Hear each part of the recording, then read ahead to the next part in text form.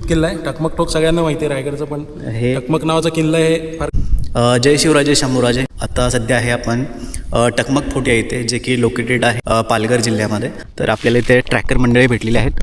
तर by the way दादा, जय शिवराय. जय शिवराय. नमस्कार, गुड मॉर्निंग. कसे आहात तुम्ही? मी छान. माझं नाव सारंग मुंदळकर. येस. हा टकमक किल्ला आहे याचं नाव. हां. आणि हा किल्ला 12व्या शतकात बांधला गेला, बिंबराजाने बांधला असा उल्लेख आहे. बरं. नंतर तो गुजरातच्या सुलतानांकडे गेला, बादशहांकडे. गुजरातलाच पण सुलतान होते, त्यांच्याकडे गेला तो. शिवाजीराजांनी हा किल्ला जिंकला असावा असा एक अंदाज आहे, कारण आशेरी वगैरे कोहोज हे किल्ले त्यांच्या ताब्यात होते पालघर जिल्ह्यातलेच. तर हा किल्ला असा अंदाज आहे. नंतर मात्र पोर्तुगीजांकडे होता हा काही वर्ष. पेशव्यांच्या काळात 1732च्या आधी कधीतरी परत आला होता स्वराज्यात. आणि 1732ला एक तह झाला मराठी आणि पोर्तुगीज यांच्यामध्ये. त्या तहानुसार पोर्तुगीजांकडे आला, पण पुढच्या 5 वर्षात म्हणजे 1737 साली हा काळ आहे म्हणजे शाहू महाराजांचा काळ आणि बाजीराव पेशव्यांचा काळ. त्या काळात हा किल्ला परत स्वराज्यात आलाय 1737 साली.